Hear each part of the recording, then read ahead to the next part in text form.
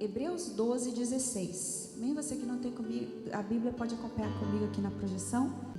Que não haja nenhum imoral ou profano como Esaú, que por uma única refeição vendeu os seus direitos de herança como filho mais velho. Como vocês sabem, posteriormente, quando quis herdar a bênção, foi rejeitado e não teve como alterar a sua decisão, embora buscasse a bênção com lágrimas. Coloca sua Bíblia no seu assento, feche seus olhos mais um instante. Senhor, Deus e Pai, nesta noite, Senhor, nós estamos aqui para ouvir a Tua palavra, que é lâmpada para os nossos pés e luz para o nosso caminho. Nós estamos aqui nesta noite, Senhor, porque dependemos de Ti, dependemos da Tua direção, dependemos, Senhor, da Tua voz falando ao nosso coração. Que nessa noite, Pai, eu diminua e que o Senhor cresça. Acampa, Senhor, os Teus anjos ao redor desta igreja, Pai. Nós repreendemos todo o mal, todo esse levante contra esse culto, contra as nossas vidas, em nome de Jesus. E que nesta noite a Tua glória resplandeça sobre esse lugar e sobre as nossas vidas. É o que nós te pedimos e agradecemos no nome de Jesus. Toda a igreja diga amém. Amém. Pode se sentar no seu lugar, amém. Glória a Deus. Hoje nós vamos falar sobre um pouquinho sobre nós discernirmos qual é o propósito de Deus para as nossas vidas. Aqui nós citamos uma passagem em Hebreus que está falando sobre Esaú. Ele diz assim, coloca novamente, por favor. Que não haja nenhum imoral ou profano como Esaú, que por uma única refeição, algumas traduções vai dizer assim, por um ensopado ou por um guisado, vendeu seus direitos de herança, de primogenitura, como o filho mais velho. Como vocês sabem, depois, quando ele quis herdar a bênção, ele foi rejeitado e não teve mais como alterar a sua decisão, ainda que ele buscasse a bênção com lágrimas. Então, para quem não sabe um pouquinho dessa história, essa história é bastante conhecida na Bíblia. Naquele tempo, o filho primogênito, ele tinha uma herança, não só espiritual, como ele era o chefe, o líder da família, da casa. Ele tinha a maior parte da herança, tanto dos bens, quanto ele recebia uma herança espiritual, que era o principal. Esaú era gêmeo de Jacó, porém Esaú nasceu primeiro. Então o primogênito, ele tinha essas bênçãos, essas regalias. Então todos queriam ser o mais velho, né? Tanto é que quando Deus escolhe Davi, contraria tudo aquilo. Porque Davi não era o mais velho, era o menor da casa. Então todo mundo achava sempre que ia ser o mais velho, porque o mais velho tinha esse privilégio. Então um dia Esaú, ele sai para caçar, ele era caçador, né? E Jacó, ele está fazendo um ensopado. Esaú chega da caça. A Bíblia diz que o pai preferia Esaú, porque ele gostava da caça, e a mãe tinha uma preferência por Jacó. E um dia Esaú chega da caça, cansado e com muita fome. E aí, por ele estar cansado e com muita fome, quando ele chega, ele vê o seu irmão Jacó fazendo um ensopado, fazendo um guisado, fazendo uma comida. E aí ele sente o cheiro daquela comida, está cansado, está com fome, está esgotado. E aí ele diz assim para Jacó, me dá um pouco dessa comida aí, me dá um pouquinho desse ensopado. Quem nunca, né, gente, chegou em casa cansado e deu aquela preguiça de cozinhar? Diga glória. Aí você fala, meu Deus, eu pedi alguma coisa. Então, e se você chega na casa de alguém, bem na hora que a pessoa está fazendo aquele feijãozinho, com aquele cheirinho, né, aquela comida saborosa, e você está cansado, está esgotado, você não está com força para cozinhar, e você já vê aquela comidinha linda lá pronta. Assim foi com Esaú, ele viu aquela comidinha cheirosa, né, maravilhosa, e ele pensa assim, me dá um pouco dessa comida. E Jacó, como era esperto e sabia o que ele queria, ele sempre esteve de olho na bênção do seu irmão. Então ele disse assim, ó, eu dou para você o prato de guisado, ensopado, ou o prato de lentilhas, depende da tradução, né? Eu dou para você um ensopado, contanto que você me dê a sua bênção de primogênito. Então vamos trocar. Eu te dou o ensopado e você me dá a bênção. E aí Esaú, como ele estava muito cansado, ele falou assim: eu já estou morrendo mesmo. Olha o exagero, né? Porque quando a gente está com fome, não sei, que tem gente que fica fora de si, né? Fica no mau humor. Meu Deus, parece que eu estou morrendo, né? Tá passando mal, tá desmaiando. Então ele achou que ele estava morrendo. Eu estou morrendo mesmo? Para que me serve ser primogênito? Eu não estou nem aí, eu quero é comer. E aí ele come. Só que depois ele se arrepende. E aí mais para frente, quando seu pai vai liberar a bênção antes de morrer, como eles não estavam enxergando bem, a mãe tapeia Isaac, e Isaac entrega a bênção para Jacó, achando que era Esaú. E aí Esaú fica revoltado, fala assim: você me enganou 2 vezes, você roubou minha bênção de primogênito, roubou a bênção do pai. Mas na verdade ele não tinha sido enganado 2 vezes. Na primeira vez ele quis.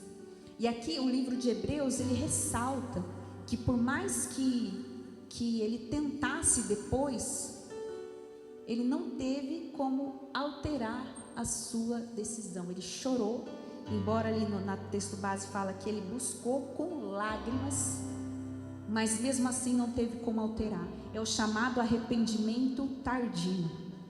Sabe aquelas decisões que você toma e que trazem consequências sérias para a sua vida e depois não tem como alterar o que você disse, o que você assinou, o que você fez, o que você negociou, onde você foi? Por mais que ele chorasse, por mais que ele clamasse, por mais que ele desejasse ter de volta, ele não teve, porque ele se arrependeu tardiamente e não teve como alterar a sua decisão. Ele teve um arrependimento muito tarde, porque Esaú, ele não sabia o que ele queria da vida, ele não entendia qual era o valor do propósito na vida dele, da bênção de Deus na vida dele. Então é muito difícil às vezes a gente saber o que a gente quer da nossa vida, qual é o nosso propósito. E Jacó, ele sabia muito bem o que ele queria a bênção. Ele sabia o que uma bênção trazia na vida de um homem. Então ele estava mais preocupado com as coisas espirituais do que com a comida. E aí ele aproveitou do cansaço de Esaú para pegar a bênção para ele. Então muitas vezes é difícil a gente saber o que a gente quer da vida. Qual que é o meu propósito? Eu ouço muita gente falando assim: mas qual que é o meu propósito? Eu não sei o que eu quero da minha vida. E aí você precisa fazer uma escolha, e dentro da sua escolha existe um livre-arbítrio. Deus, ele deu um livre-arbítrio para você escolher o que você quer para a sua vida. Só que dentro da sua escolha você tem que descobrir o propósito de Deus dentro daquilo que você escolheu. Então, se você fez uma escolha na sua vida e você não consegue enxergar o propósito de Deus, tem muita chance de você ter tomado a decisão errada. Mas quando algo vem de Deus, você enxerga propósito naquilo. Então é muito difícil descobrir o que a gente quer para a nossa vida, para o nosso futuro. Principalmente quando você está prestes a terminar, precisa escolher uma profissão, escolher que faculdade você vai fazer, escolher se você quer casar, se você não quer, o que você quer fazer da sua vida. Já viu aquelas pessoas indecisas? Quem é indecisa aí, dá um glória a Deus. Misericórdia, gente. Credo. Mas você foi decidido hoje. Você enfrentou o frio e veio para o culto. Você foi decidido. Glória a Deus. Eu falei: pastor, se ninguém for, a gente vai embora para casa. Vamos ficar lá na coberta. Mas vocês vieram, então nós estamos aqui fazendo. Então, mas vocês foram decididos e vieram para o culto. Mas sabe aquela pessoa que toda hora muda de ideia? Toda hora, cada hora ela quer uma coisa. Sabe aquela pessoa que você fala assim: você está fazendo aula agora eu quero fazer aula de teclado, comprei um teclado, começo o teclado. Dali 3 meses você encontra, aí não quer mais não, desistir. Agora eu quero violão. Então tá bom, daqui 3 meses, eu desisti, eu quero tocar tambor. Que eu vi o menino tocando tambor, achei o máximo. Aí, meu Deus do céu, ele não sabe o que ele quer, indeciso, toda hora ele muda de ideia. Agora eu não sei o que eu quero fazer da minha vida. Ou a pessoa, às vezes, ela não confia muito em si mesma. Então ela tem dificuldade de escolher alguma coisa. Ou ela tem alguém que sempre decide por ela. E aí ela tem dificuldade de decidir sozinho. E às vezes a gente tem que, nós que somos pais, tem que deixar um pouco os filhos serem independentes, para que a gente não sempre decida por eles e eles não saibam decidir o que eles querem da vida. Ou quando a pessoa é muito perfeccionista, ou quando a pessoa é acomodada, ela tem dificuldade de decidir, porque ela está acomodada, porque ela pensa 200 vezes, quando ela termina de pensar, acabou a oportunidade. A pessoa que fala assim, não, eu quero casar com o Joãozinho é o homem da minha vida, vou casar. Não, quando chega perto de casar, não quero mais casar com o Joãozinho. Aí não quer mais. Aí eu vou casar com o José. Aí o Joãozinho arrumou outra esposa. Eu queria o Joãozinho, não era o José. A pessoa, ela não sabe, toda hora ela muda de ideia. Ela não consegue ter uma firmeza. Em Jó 22, 28 diz assim: determinando tu algum negócio, ser-te-á firme, e a luz brilhará em teus caminhos. Então ele diz assim, quando você determina algo para a sua vida, a pessoa que é determinada, ela sabe o que ela quer, ela consegue escolher, decidir. Quando você decide algo para a sua vida, você tem que ser firme na sua decisão, porque toda decisão vai exigir uma renúncia, toda decisão vai exigir um preço, toda decisão vai exigir algo de você. Então ele está dizendo assim, se você determinar alguma coisa para a sua vida, você precisa ser firme naquele seu propósito, que aí então a luz vai brilhar nos teus caminhos, a direção vai vir para os teus caminhos. Então isso é muito importante, você ter foco e determinação. É igual quando você vai no self-service, tem gente que fica enlouquecido, porque eu não sei o que eu sirvo no meu prato, é tanta opção, fica desesperada, aí eu quero comer de tudo um pouco. E aí a pessoa vai, você já experimentou colocar tudo no seu prato que você queria? Você viu que a combinação não fica boa? Você fala, para que eu botei esse monte de coisa que não combina dentro do meu prato? Por quê? Porque você tem muita opção, tem muitas opções na vida do que você quer fazer, aí você não sabe o que você coloca no seu prato. Até para a gente comer, a gente tem dificuldade de escolher o que a gente vai comer. Então, primeira coisa, a gente precisa decidir. Assim como tem pessoas que vivem mudando de cidade, você já viu? Falar assim, meu Deus, é andarilho. Cada ano ele está numa cidade, não é militar não é pessoa que foi transferida não. Cada vez ele vai para uma cidade, ele não constrói patrimônio, ele não constrói nada, porque tudo está ruim, aqui está ruim, vou para outro lugar. Agora aqui não está legal, vou para outro lugar. E ele vive perambulando pela vida, não firma a raiz, porque não sabe ainda o que quer. Não é missionário, é andarilho. Ficam 2 anos numa cidade, 3 anos noutra, não por questões de trabalho, mas porque realmente não sabe o que quer da vida. Eu vou agora para o sul, agora vou para o leste, vou para o oeste, vou para não sei o quê, e não para, não consegue construir nada. Por quê? Porque não tem sossego na alma, não sabe o que quer, não encontrou seu propósito. Então, para a gente poder ser determinado em algo e ser firme, a gente precisa primeiro saber o que a gente quer, determinar aquilo para a nossa vida, para que então a luz possa brilhar na nossa vida.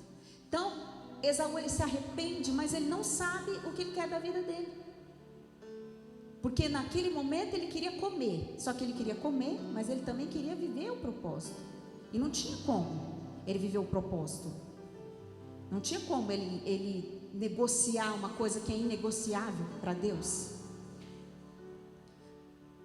Então, dentro da nossa vontade, nós precisamos alinhar a nossa vontade ao propósito de Deus. A nossa vontade, a nossa escolha tem que ter aliança com as coisas de Deus. Então, como que eu posso descobrir se eu estou no propósito? Como que eu posso descobrir qual é o meu propósito? É tão difícil fazer uma escolha e saber se a minha escolha está agradando a Deus? Então tem algumas coisas que a palavra de Deus nos traz para que a gente possa escolher com sabedoria. Então a primeira coisa, analise com sabedoria, e você tem que traçar um foco. Então, definir o que você não quer já é um bom começo para você escolher da forma certa.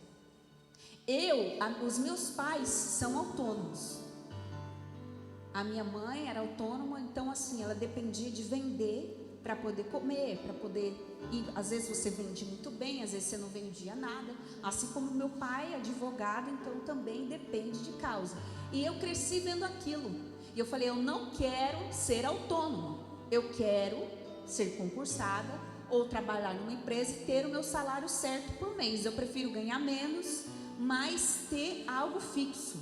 Porque você viver assim, eu não consigo, eu não tenho estrutura emocional para viver dessa forma. Então eu já sabia o que eu não queria. Eu quero ser autônomo.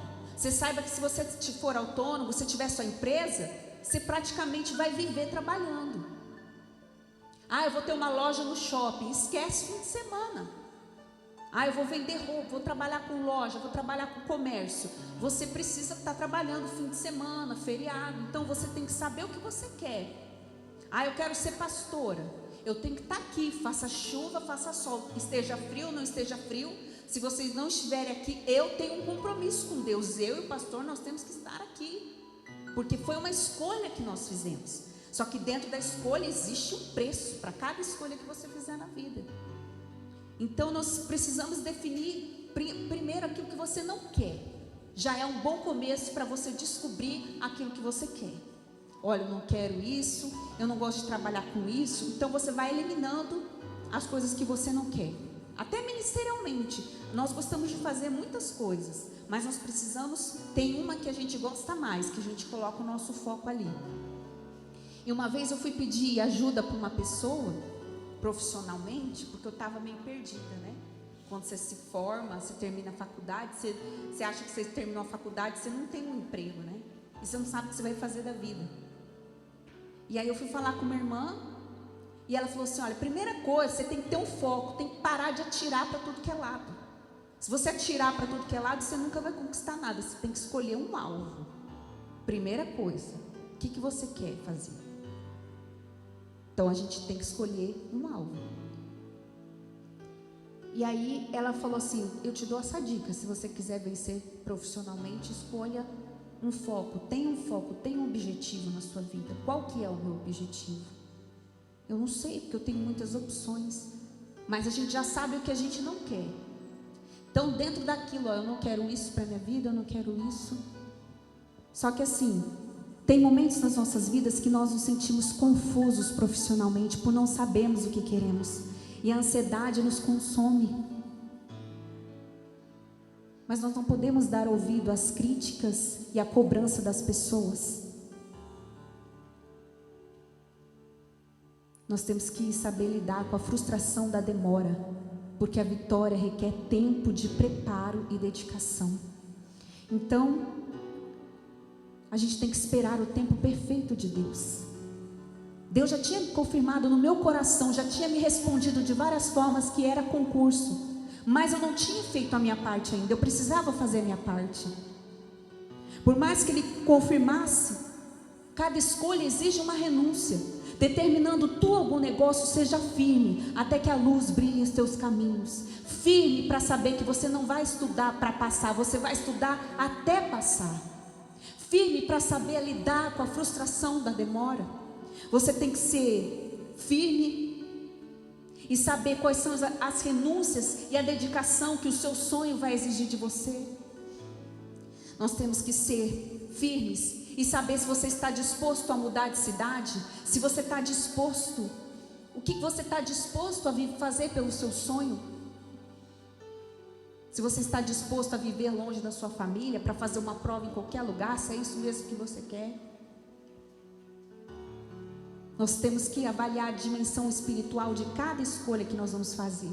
Entender que a falta de recursos não impede Deus de operar na sua vida. Eu tinha pouquíssimos recursos, mas nas mãos de Deus eles foram o suficiente. 5 pães apenas e 2 peixinhos são suficientes para Deus fazer um milagre na sua vida.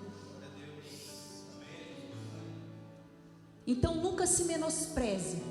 Saiba que às vezes aquele concurso que você queria, aquele projeto que você queria não deu certo, porque talvez não tenha o seu perfil.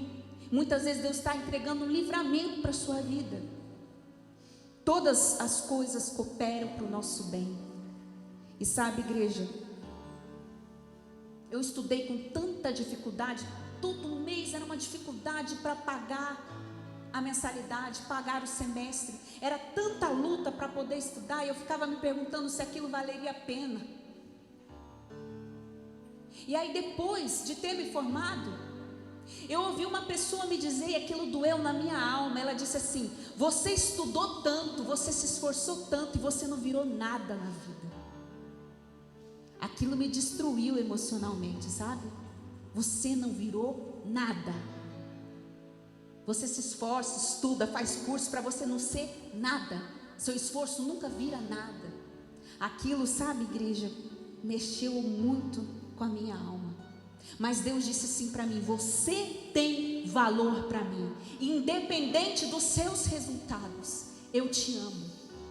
Você tem valor.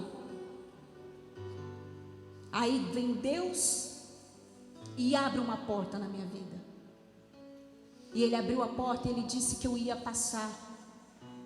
E mesmo tendo feito a prova, mesmo não tendo passado dentro das vagas, Deus falou que era a minha oportunidade. Quando eu tive o sonho, Deus confirmou que era aquela oportunidade. Quando eu sonhei que eu estava fazendo uma prova, e quando eu estava fazendo uma prova, Deus falou: quem foi que matou Golias? Um homem maior, um mais capacitado, um mais inteligente ou um menor nas mãos de um grande Deus? Responda a pergunta. E eu acordei, naquele dia eu tive certeza que Deus ia abrir aquela porta para mim. Porque você pode ser pequeno e se sentir incapaz, mas você está nas mãos de um grande Deus. E o seu Deus é poderoso para fazer o impossível na sua vida. Sabe, igreja, Deus já tinha confirmado, só que é difícil lidar com a frustração da demora, com a frustração da espera. Quando você começa algo, você já quer começar prosperando, você já quer começar ganhando dinheiro, você já quer começar arrasando. Só que Deus não começa uma construção pelo 5º andar, Ele começa por alicerce, Ele começa por bases. Bases que são escondidas ali, sabe, que ninguém está vendo, que ninguém vê o alicerce desse prédio. Mas é pelo alicerce que se começam as coisas. É Deus preparando a gente espiritualmente, emocionalmente. E ouvir o conselho dos pais, daquelas pessoas que nos conhecem, às vezes melhor que a gente. Minha mãe sempre falava assim: você vai vencer estudando, cara. Seu caminho é estudar. Vai por esse caminho, que esse caminho é o seu. E aí um dia eu lembro que eu chorei tanto, eu falei: mas eu não quero advogar. Eu fiz direito, mas eu não quero advogar, eu quero fazer concurso. Só que concurso, você fala: eu decidi concurso, não quer dizer que você vai passar, não quer dizer que você vai conseguir. Tem milhões de pessoas querendo a mesma vaga que você.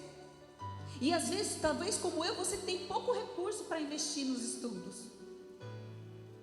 E aí um dia eu chorei tanto, eu falei: Deus, eu não sei o que eu vou fazer na minha vida, Senhor. Qual que é a direção?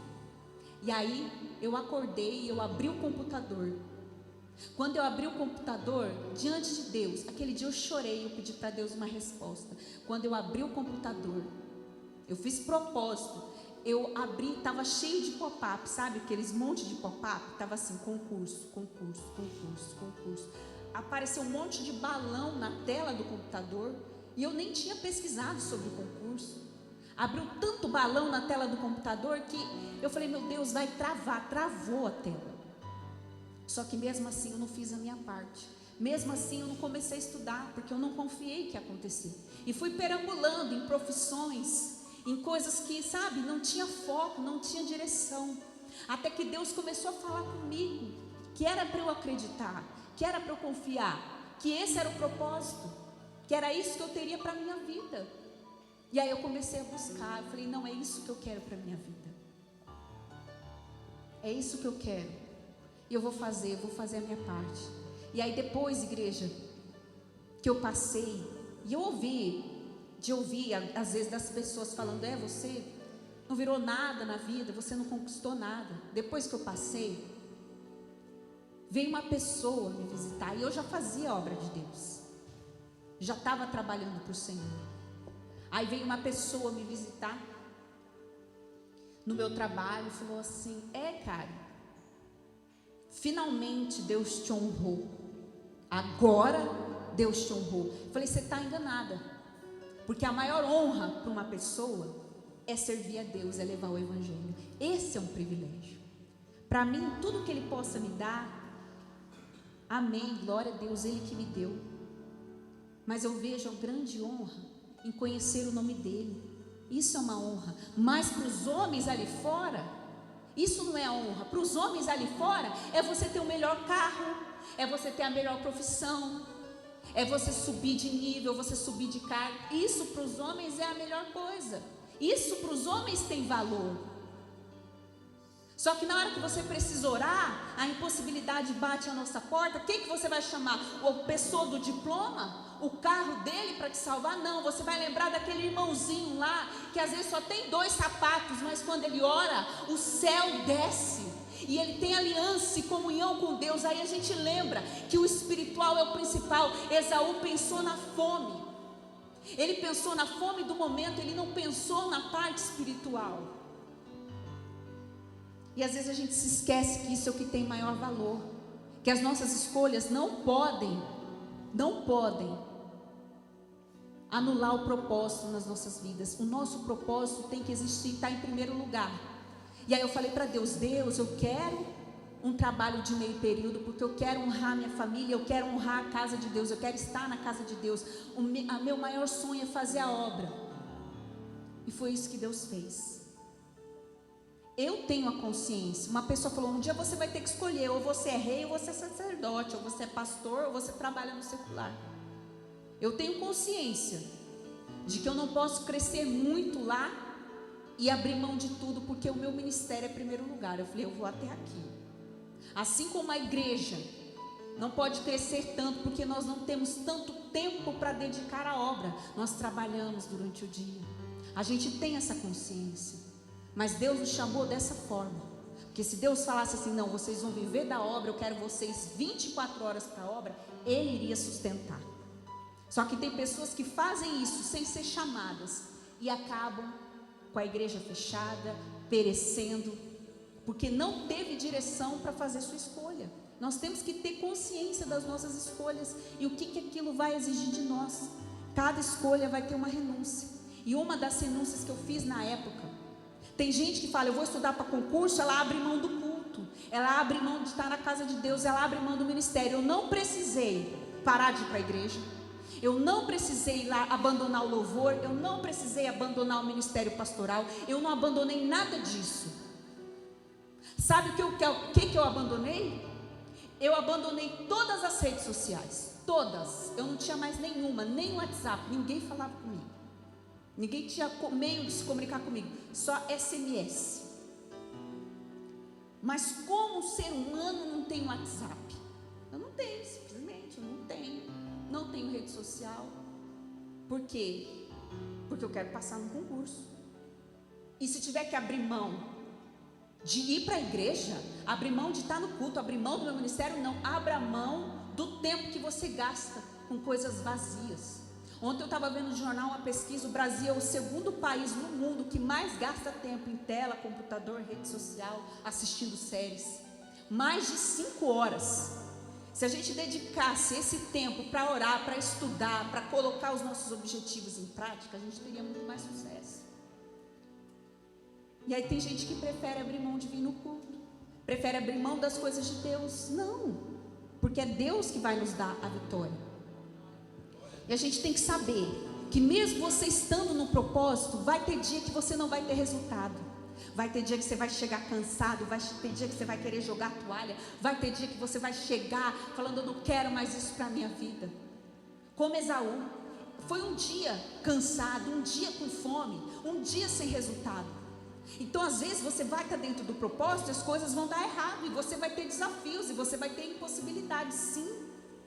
Mas uma coisa é você ser Jonas, que está dentro do barco, indo para o lugar errado, a tempestade nunca passa, e ele jamais saiu do ventre da baleia, enquanto ele não voltasse para o propósito. É diferente de Paulo, que enfrentou uma tempestade, o barco naufragou, porque as pessoas direcionaram o barco para o lado errado, ele tentou avisar, ninguém deu ouvidos, ele foi parar numa ilha, ele enfrentou toda a adversidade que você imaginar, mas ele estava na direção certa, e ali naquela ilha ele foi honrado, porque ele estava no propósito, era propósito de Deus. Então existe essa diferença. Então a gente tem que saber que mesmo estando no propósito, tem dias que você vai chegar cansado e com fome, mas tem que saber esperar. Como a Bíblia diz, não seja profano igual Esaú, não seja leviano como Esaú, que entregou a sua bênção e depois se arrependeu e não teve como alterar a sua decisão. Tem decisões da nossa vida que são para sempre, tem decisões que não podem ser alteradas, aquela oportunidade não vai voltar mais. Então a gente tem que pesar cada uma das nossas escolhas. Agora mesmo, nessa semana teve Dia dos Namorados.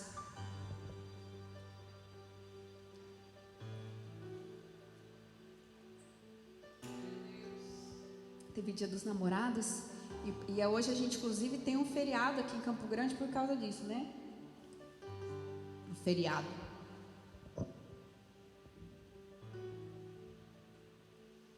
E aí teve o Dia dos Namorados, você viu muita gente falando, né? Solteiros, os que estão namorando.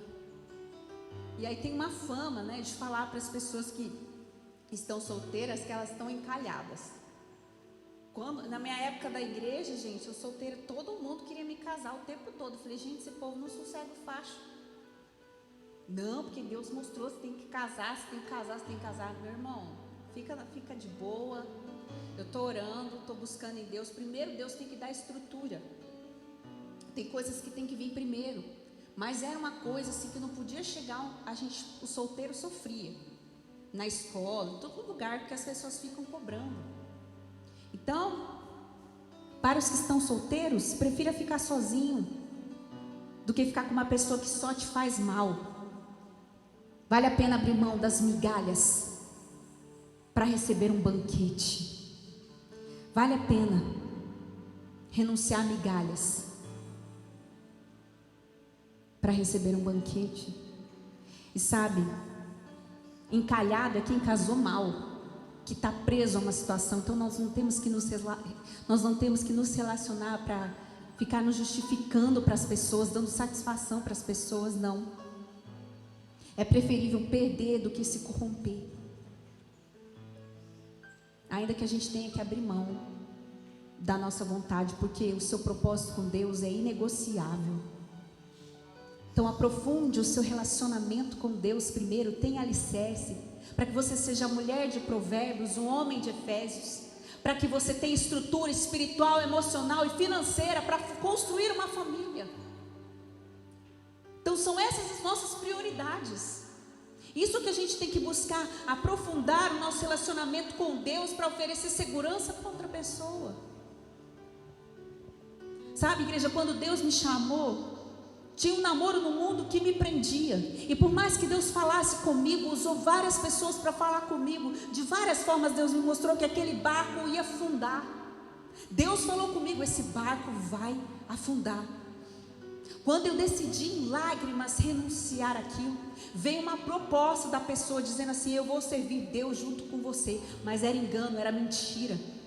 Deus tem sim a pessoa certa para você, mas o diabo não quer que você conheça a pessoa certa.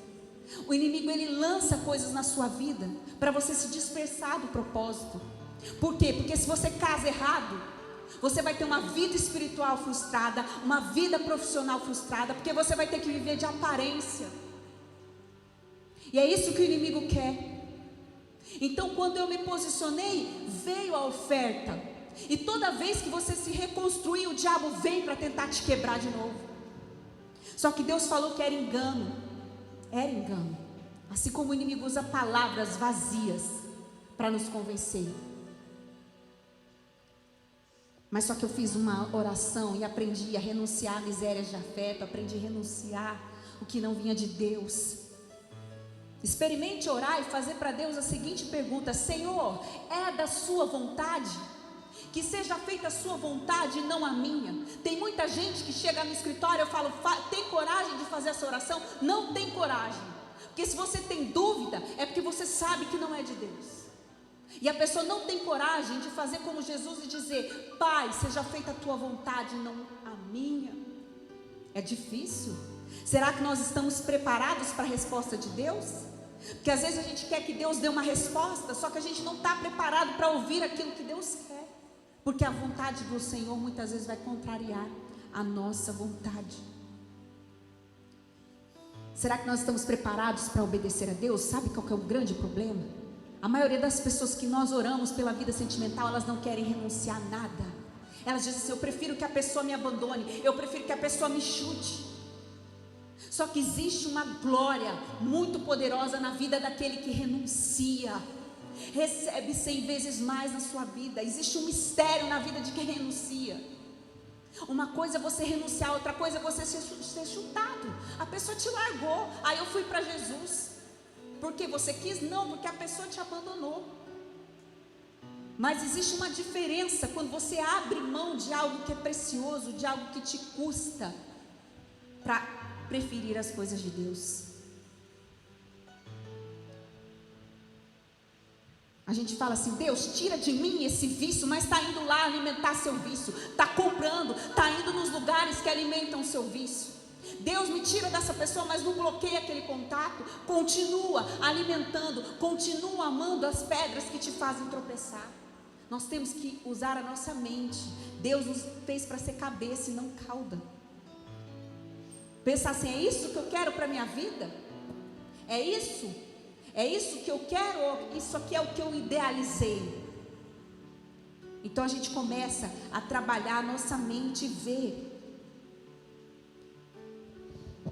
o que verdadeiramente tem valor, o que verdadeiramente é importante para as nossas vidas e vale a pena renunciar para viver a vontade de Deus. A pessoa que Deus tinha para mim é caminhar comigo no altar, é estar comigo no coração de Deus. Veio de Deus para a minha vida no tempo certo. No tempo certo.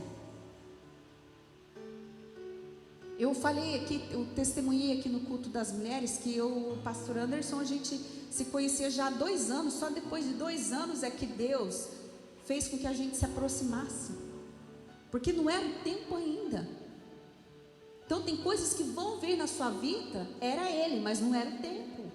Vai vir no tempo certo, e a gente tem que saber esperar, a gente tem que saber confiar. E Deus vai sempre te dar além daquilo que você pediu, daquilo que você sonhou, daquilo que você esperou. Mas Esaú estava com fome: eu preciso comer agora, eu estou com fome agora. Você só pensa no agora.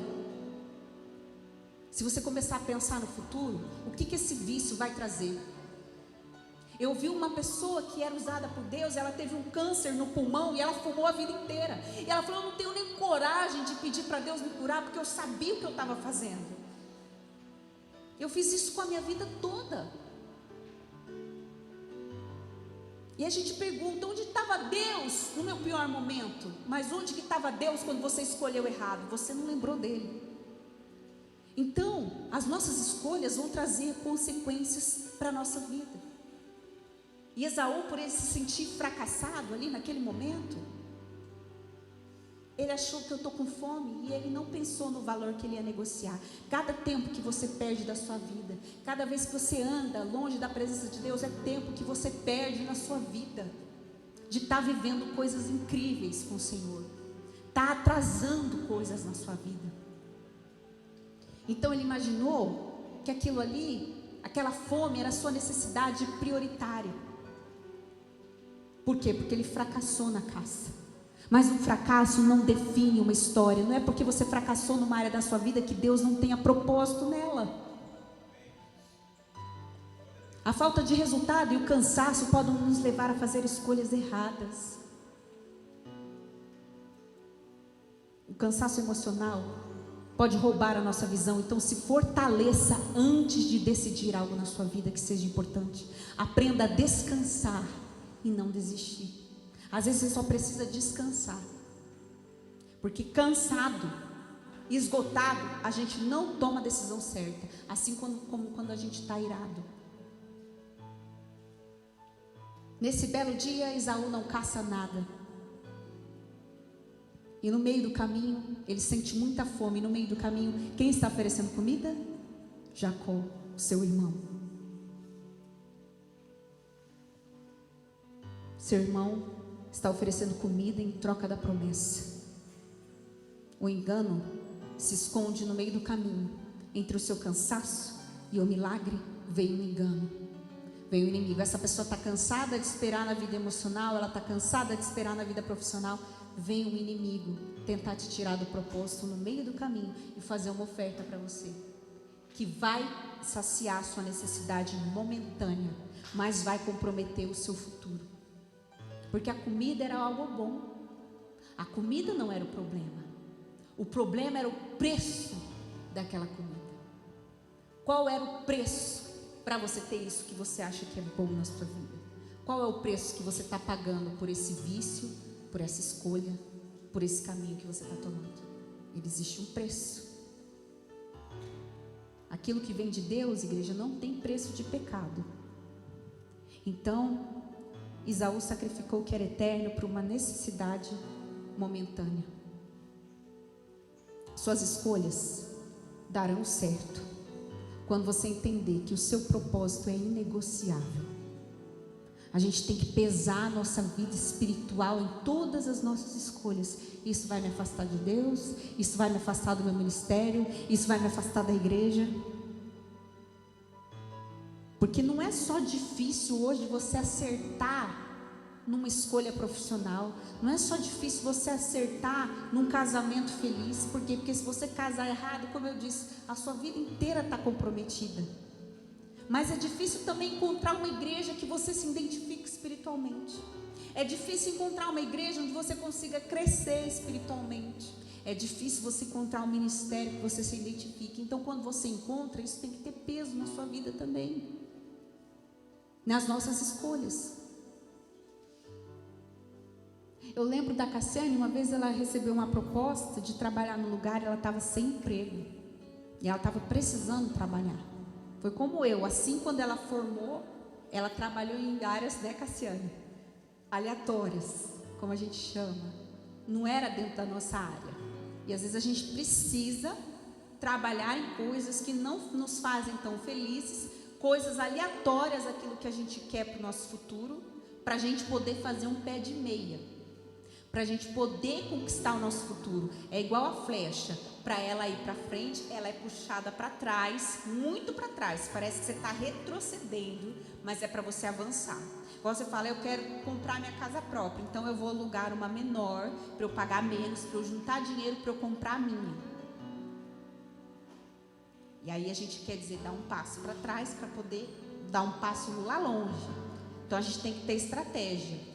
Então, nessa época de estudar, eu tinha um trabalho razoável, que não era uma coisa que ia me dar futuro, mas ele me ajudava a me manter, para eu poder conquistar e buscar o meu sonho. Aí você fala, não, fiz de tudo não deu, Deus fechou todas as portas. Realmente é Deus. Agora a gente não pode culpar Deus pela falta do nosso esforço, da nossa dedicação. Então Deus respeita o seu livre-arbítrio. O que você quer? E dentro da sua escolha você precisa encontrar um propósito. Qual é o propósito de Deus para isso? Eu quero ser vendedora, mas não está no propósito. Aí se eu vendo picolé, só faz esse tempo aqui, só esfria. Então eu vou vender coberta, só faz calor. Aí você fala, não, realmente não é. Não, eu já tentei, a venda não é comigo, não é onde Deus me quer. A gente tem sabedoria, inteligência para perceber. Então eu lembro que a Cassiane recebeu uma proposta desse trabalho, só que esse trabalho era só à noite. E a folga era só durante a semana, não tinha folga domingo, fim de semana. E ela falou: eu não vou aceitar, porque se eu aceitar, eu nunca mais vou para o culto. Porque não tem folga domingo, é só em dia aleatório, e é só à noite. Mas ela estava precisando do trabalho. Só que para ela pesou a casa de Deus. E tem gente que não está nem aí. Olha, irmão, você nem ligou, nem pesou no seu ministério, nem pensou na sua igreja, não pensou em nada, não pesou nem um pouquinho. Eu vou. Ela não aceitou, e logo depois veio uma proposta para ela, que ela conseguiu conciliar com a igreja. A proposta certa veio, mas antes da certa vir, o diabo manda a errada. E aí, se a gente não ora, a gente não vigia, a gente troca o nosso propósito por propostas. Então nós temos que ter sabedoria, entender que o seu propósito é inegociável, que tem coisas que não são negociáveis na sua vida. O seu propósito, a sua vida com Deus, o seu ministério, a sua família. Pensa bem o que você tem que sacrificar. Assim como Nabote ele recebeu uma vinha de herança, e Acabe queria vinha dele. Vinha era uma herança de família, não saía da família. Nabote falou assim: eu não vendo, minha vinha é inegociável. Ele falou: eu vou te dar uma melhor. Mas a vinha de uma herança de família. Aquela vinha tinha um valor para uma família. E Acabe queria fazer uma horta, porque a vinha era do lado do palácio. Ele queria aquela vinha. Assim como o diabo, ele quer tirar você do propósito, ele quer o seu ministério. Ah, mas o ímpio está lá prosperando, está claro, porque o ímpio já não tem nada com Deus. O inimigo, ele quer tirar você da presença de Deus, mais do que os seus bens. Ele não está preocupado se você tem carro, se você não tem, se você tem posição ou não. Ele quer roubar você de Deus. Aí você pode prosperar o quanto você quiser, ele não está nem aí. Ele quer a sua alma. Ele não quer que você tenha aliança com Deus. Ele não quer que você dê frutos para o reino. Você tem um inimigo da sua alma. E Esaú não prestou atenção nisso. Ele deixou a fome falar mais alto. Por causa de um momento, eu sacrifico a minha vida. Mas Nabote falou assim: eu não vendo. E ele perdeu a sua vida defendendo a sua vida. Nem que custe a minha vida, nem que eu perca, porque eu estou no evangelho. Eu acho que a vida é só ganhar, e não é só ganhar. A gente vai ter perdas também. Mas se você estiver no propósito, amém por cada perda. E Jacó, ele estava num momento de tristeza. Esaú estava num momento de fome, de cansaço, de tristeza. E quando a gente está assim, é como se uma nuvem cobrisse o nosso entendimento. É como se uma nuvem tampasse a nossa visão. É como se tudo ficasse escuro e difícil. Sabe quando tudo está escuro? Você vai numa casa e a pessoa não acende a luz, e você tem que ficar tateando e tentando procurar onde é que está o interruptor, onde é que está tal coisa. Às vezes você corre o risco de tropeçar, de cair. Por quê? Porque está escuro. Você está sem visão, você não consegue enxergar, porque o cansaço, o esgotamento rouba a visão. É como se tivesse uma nuvem assim, espessa sobre a sua cabeça, e você não consegue enxergar além da nuvem, você não consegue enxergar o céu. Mas Deus, Ele dissipa essa nuvem que embaça a nossa visão. Ele dissipa essa nuvem de tristeza nas nossas vidas. Em Isaías 25, no versículo 7, Deus traz uma promessa. Talvez se Esaú dissesse assim: olha, Jacó, eu estou com fome, eu estou acabado, mas eu não negocio o meu propósito. Eu não negocio o que é inegociável. Dorme com fome um dia. Dorme com fome um dia, não vai te matar. Passa vontade. Passa vontade de fazer o que é errado. Passa vontade um dia. Ah, se eu conseguir isso que eu tanto preciso, eu vou ter que negociar meu propósito. Dorme com fome.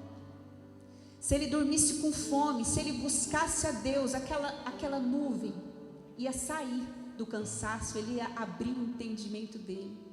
E Deus ia derramar sobre a vida dele uma comida que vem do céu, uma comida que vem do alto. Quem sabe no outro dia ele ia acordar, ia ter um banquete no quarto dele esperando ele para saciar a fome dele, porque o que vem de Deus é infinitamente melhor do que qualquer coisa que o inimigo possa te oferecer.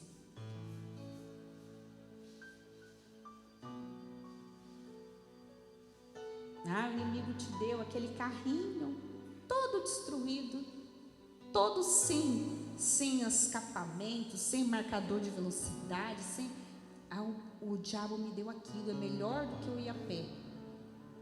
E aí Deus tem uma Ferrari para você. E aí você troca a Ferrari por aquele carro que está destruído. Por quê? Porque naquele momento você precisava de um carro. Você não esperou o que Deus tinha. E é isso que Deus faz. Ele entrega no tempo certo, porque primeiro Ele nos estrutura, para depois Ele nos entregar. E a gente quer primeiro a entrega e depois a estrutura, não dá. Porque senão você vai perder rápido. Então, Isaías 25, versículo 7, fala que Deus, nesse monte, Ele destruirá o véu. Em outras traduções falam a nuvem que envolve todos os povos, a cortina que cobre todas as nações. O próximo diz que destruirá a morte para sempre. O soberano, o Senhor, enxugará as lágrimas de todo o rosto e retirará de toda a terra a zombaria do seu povo. Foi o Senhor quem disse. Ele tira essa nuvem que está te impedindo de enxergar com clareza as coisas. É como se tivesse aquela nuvem tampando tudo, você não entende, você não sabe o que fazer, você não sabe que direção tomar, você está cansado, esgotado, você precisa descansar. E aí quando Ele dissipa a nuvem, Ele fala assim: eu vou dissipar essa nuvem de tristeza que está sobre a cabeça do meu povo. Como Ele poderia dissipar essa nuvem sobre a vida de Esaú? Eu prefiro ter um prato para comer do que ficar sem nada. Eu prefiro ficar com essa pessoa do que ficar sem ninguém. Eu prefiro ficar nesse trabalho do que ficar sem nada. Às vezes a gente não entende que às vezes Deus permite que a gente fique, que a gente durma com fome uma noite, mas para Ele ver a sua firmeza. Na primeira necessidade, esse meu filho vai cair, vai desviar, porque ele não consegue se controlar diante de um prato de ensopado, quem dirá diante dos maiores desafios da vida. Ele enxerga que a sua falta de capacidade diante de uma luta, desvia, um convite para qualquer lugar que Deus não está, você aceita. Olha aí seu coração, não está preparado, não está preparado para crescer. Deus está vendo. Então passa o dia em casa, passa o dia dos namorados, sem namorado, passa, porque uma hora Deus vai tirar essa nuvem e vai tirar a zombaria da sua vida. Não era fácil ouvir as pessoas dizendo: você vai ficar aí, você formou e não virou nada na sua vida. Hoje a Cassiane trabalha na área dela, de quanto ela estudou e se esforçou. Deus fez na vida dela, assim como chegou o tempo dele fazer na minha vida, mas foi no tempo dele. Eu tive que engolir as pessoas falando, zombando que eu não era nada profissionalmente, que eu estudei para nada, até na vida sentimental. E gente, eu casei muito cedo, eu considero cedo, eu casei com 24 anos. E eu já escutava na igreja as pessoas falando: você vai ficar solteira, você vai ficar sozinha, você gosta de homem mesmo? Até isso eu escutei, porque eu não queria me envolver com qualquer um. Então às vezes a gente tem que aguentar até piada desse nível, mas a gente tem foco, a gente não deve satisfação da nossa vida para ninguém. Agora, se você, adianta eu casar errado? Adianta eu perder 10, 15 anos da minha vida, ter filhos, separar, a ter que abandonar meu ministério? Por quê? Porque eu fiz uma escolha precipitada? Adianta eu viver de aparência? Adianta eu viver um namoro de fachada? Adianta eu viver um trabalho de fachada? Adianta? Não adianta. O que vem de Deus é maravilhoso, e você vai entender que você não vai encontrar plenitude no namoro, no casamento, nos seus filhos, no seu ministério. Plenitude você só encontra em Deus. Ele é a realização plena da sua alma. Que a gente pensa, se eu conquistar isso, aí você vai ler Salomão, um homem que teve tudo, de bens, de mulheres. Ele falou assim: tudo que meu olho quis, tudo que eu desejei, eu tive. E para mim tudo não passa de vaidade. Assim como Davi, reconhecer: Senhor, eu não tenho outro bem além de ti. E Davi se recusava a oferecer para Deus qualquer coisa que não custasse nada para ele, tem que me custar. Assim como hoje você está oferecendo algo que te custa para Deus, sair da sua casa, do conforto do seu lar, do seu feriado, enfrentar frio, enfrentar chuva, para oferecer o seu louvor para Deus. É algo que te custa, e Deus recebe. Deus vê tudo que o homem não vê, Deus vê. Mas saiba que tem decisões que depois não dá para voltar atrás. Quando Esaú quis, a bênção já tinha ido embora. Não adianta você ficar pulando, sabe? É a pessoa que não se decide emocionalmente, não se decide ministerialmente. Podia estar tocando há 20 anos já na igreja, podia estar pregando há 15 anos na igreja, não se decide. Indeciso na vida sentimental, indeciso na vida profissional, passou por 30 profissões, 40, 50. Se tivesse focado em uma, estava bem, estava sossegado, mas não tem foco.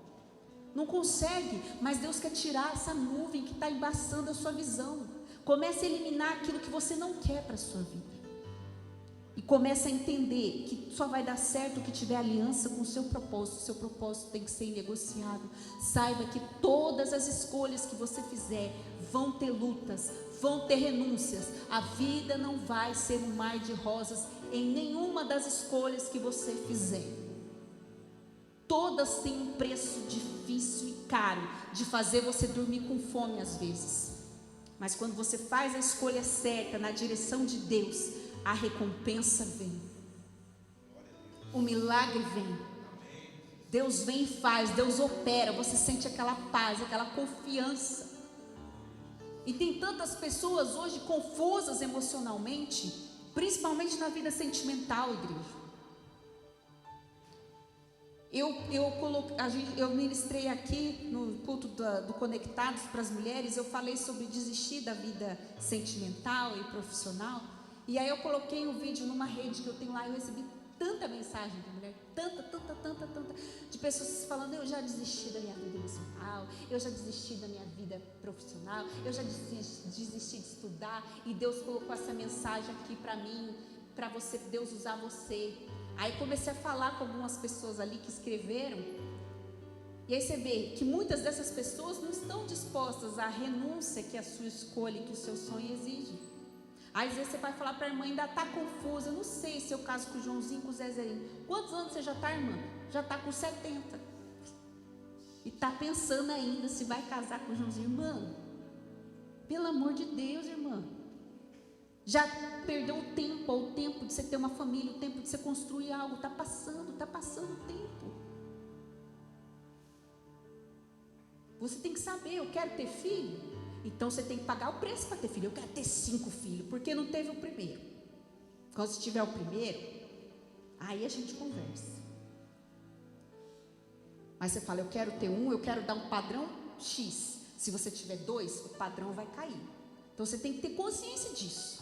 Que se você tem filho, você não tem mais vida de solteiro, você não sai mais a hora que você quer, você tem um compromisso de cuidar do seu filho, de cuidar da sua esposa e amar a sua esposa como Cristo amou a igreja. Assim como a esposa tem que oferecer um lar para o seu marido. Mas não, eu quero viver perambulando, eu quero fazer o que eu quero na hora que eu quero, então é melhor você não casar mesmo, melhor você não ter filho mesmo. Eu decidi: eu quero ter um filho e pronto. Foi a minha escolha. Foi a minha escolha. Aí se você quer ter outro, vai ser outra dedicação, outro empenho, vai exigir outras coisas de você. Então você tem que ter consciência disso. Mas eu prefiro ter a alegria de ter essa coisa linda da minha vida do que passar por essa vida sem ter tido um filho. Eu sabia, eu quero ser mãe, isso é meu sonho, eu quero realizar. Amém, Deus realizou. Então, mas o filho exige de você, é ou não é? Quem é mãe, diga glória. Gente, na primeira semana do Mateus, eu quase enlouqueci porque eu não dormia. Eu falava assim, como que essas mulheres têm coragem de ter filho? Eu fui enganada. Jesus, eu nunca mais quero ter filho na minha vida. Meu Deus! Ele chorava, eu quase chorava com ele. Falei, como que pode uma criatura acordar a cada 2 horas e querer comer e não dormir? Eu ficava só um pouco. Eu falei, não quero nunca mais ter filho. Aí depois que vai crescendo, você vai esquecendo, né? Aí fala, não, agora está uma bênção. Mas você se preocupa, você não dorme direito, você tem uma responsabilidade financeira, afetiva, tudo isso. Então a gente escolhe, eu quero ter um filho. Agora não adianta, tem gente que fala, eu quero ter 4. Aí larga na casa da avó, larga na casa da tia, larga na casa da prima. Não cuida. Aí quer ter 4 filhos, quer deixar para os outros a responsabilidade? Aí não adianta. A gente tem que saber que a nossa escolha vai requerer algo de nós. Você quer morar com uma pessoa, casar, você vai ter que aguentar as manias, os defeitos. Quem é a pessoa certa para você, pastora? Quem é a pessoa certa para você é a pessoa que você admira as qualidades e que você aguenta os defeitos. E vice-versa. Você aguenta aquele defeito. Um defeito que eu não suportava, eu falava, jamais eu me casarei com um homem que não gosta de trabalhar, preguiçoso. É uma coisa que eu não... E eu lembro que nessa época na igreja eu conheci um pretendente, um pastor, e ele era uma bênção, muito usado por Deus. E a gente se dava muito bem, todo mundo falava, acho que esse é o homem de Deus para a sua vida, é um homem certo. Só que eu via que o cabra não gostava de trabalhar. Eu falei, não quero não, porque é uma qualidade que eu não, assim, não abro mão. Agora, se você não liga do cara preguiçoso, eu não ligo, pastor, eu gosto de trabalhar e ralar. Deixa o cara lá roncando. Eu gosto. Aí é questão de gosto. Aí às vezes a irmã chegava assim para mim, pastora, eu casei com um menino que não gostava de trabalhar, só ficava tomando tereré. Casou. Tinha vida de princesa na casa, a família dava tudo, casou com o menino do tereré. Aí ela vinha chorando no culto, gente, para mim, pro pastor. Eu não aguento mais, pastora. Eu tinha tudo lá na minha casa. Hoje eu só tenho 2 calças. Eu saio para trabalhar às 5 da manhã e ele fica assistindo Tom e Jerry na televisão. Só quer assistir desenho. E ela trabalhando o dia inteiro. Casou com o menino do tereré. E quer o quê? Que o casamento vai fazer o cara ficar trabalhador? Não vai. Ele achou alguém para escorar. Então tudo isso a gente tem que saber. O que você não quer, defeitos que você não tolera e qualidades que você admira. Agora os outros defeitos você aguenta o mau humor, aguenta ter que dividir suas coisas, aguenta às vezes a pessoa mexer nas suas coisas, aguenta às vezes deixar as coisas desorganizadas do jeito que você não gosta. Você vai ter que aguentar. Mas são coisas que são frutos da nossa escolha. Agora eu escolhi casar, eu quero um marido sem defeito nenhum. Então você vai morrer solteira. Porque você também tem um monte. A gente tem defeitos, então a gente tem que saber. Todas as escolhas têm um preço. Só que você tem que escolher aquilo que você quer para a sua vida. Então a nossa oração hoje é para que Deus tire essa nuvem do seu coração. Eu não sei se você está confuso, está confusa, mas nós vamos orar agora e Deus vai abrir o seu entendimento nessa noite. Não sei se é o cansaço, é o esgotamento, o que está te desmotivando. Saiba que você só vai ser pleno e realizado em Deus. E hoje, no que Deus te deu, faça o melhor. Faça o melhor, ainda que você não esteja no emprego, naquilo que você quer, dê o seu 100%, porque Deus vê quem dá o 100%, nas mínimas coisas. A gente é lembrado por Deus, a gente é honrado. Faça com amor, acorde com alegria, trabalhe com alegria, faça o seu melhor, dê valor, porque você não sabe de onde Deus vai trazer sua prosperidade. A gente não sabe como Deus vai fazer, mas quando Ele fizer vai ser perfeito. Então faça o seu melhor, amanhã acorde, coloque o seu melhor sorriso, coloque a sua melhor roupa, fala com o Pai: Pai, obrigada, obrigada. Me permita descansar na Tua presença, me permita romper essa nuvem tão escura que se colocou na minha mente e me impede de ver o milagre. Deus, me permita, a não ser como Esaú e a se arrepender tarde demais por uma escolha que não pode ser mudada, mas que eu escolha, eu tenha coragem de renunciar, coragem para tomar a decisão certa. E coragem requer que você confie em si mesmo e confie no que Deus te prometeu. Confie no que Deus usou tantas pessoas para te dizer: confia. Confia. Que abrir mão de uma vontade, que abrir mão de um prato de comida, não é abrir mão da sua vida, é abrir mão de algo que vai te afastar de Deus. E Deus tem algo muito melhor para colocar no lugar disso. Vale a pena dormir com fome, vale a pena ficar sozinho, vale a pena abrir mão de certas prosperidades que nos corrompem. Vale a pena esperar o que Deus tem, vale a pena, vale a pena.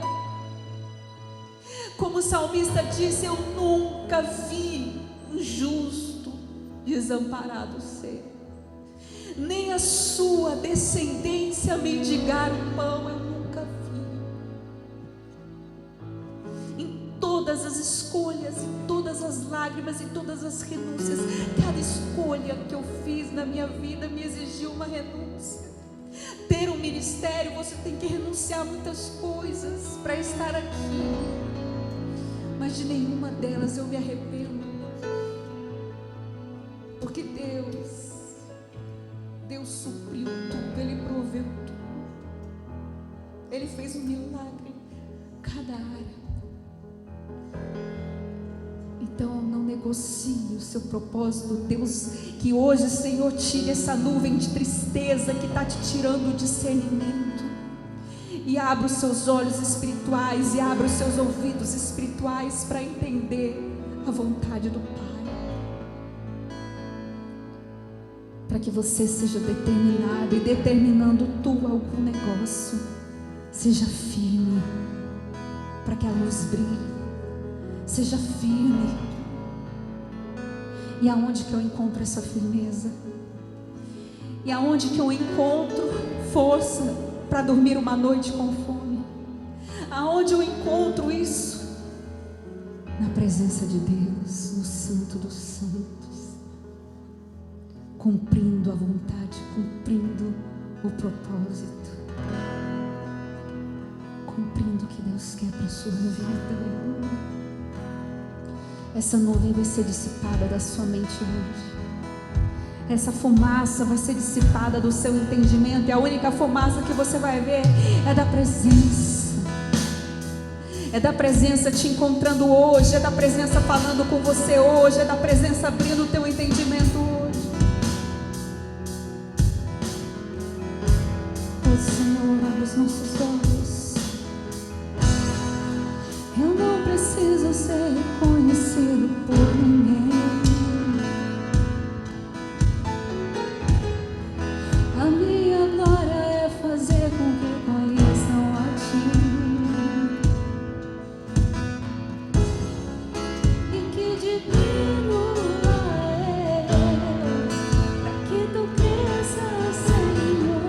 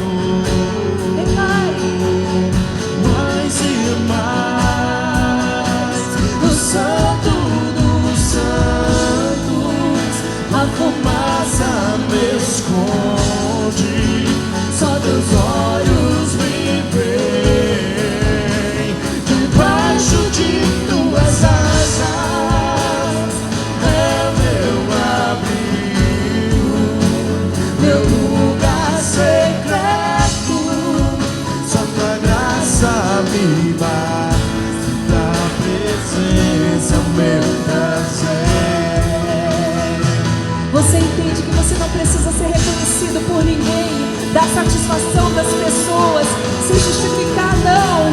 O que importa é o que Ele pensa de você. Espera nele. Diga: eu não preciso ser reconhecido por ninguém. A minha glória é fazer com que conheçam a Ti. Diga que diminua. E que diminua eu, pra que Tu cresça, Senhor, mais e mais.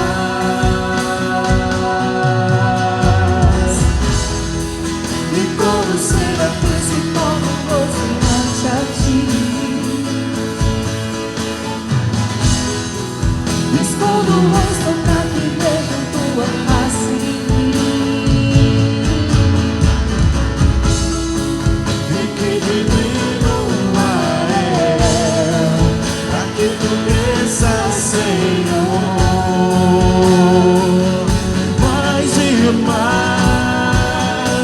O Santo dos Santos, a fumaça me esconde. Só Teus olhos me veem, debaixo de Tuas asas é o meu abrigo, meu lugar secreto.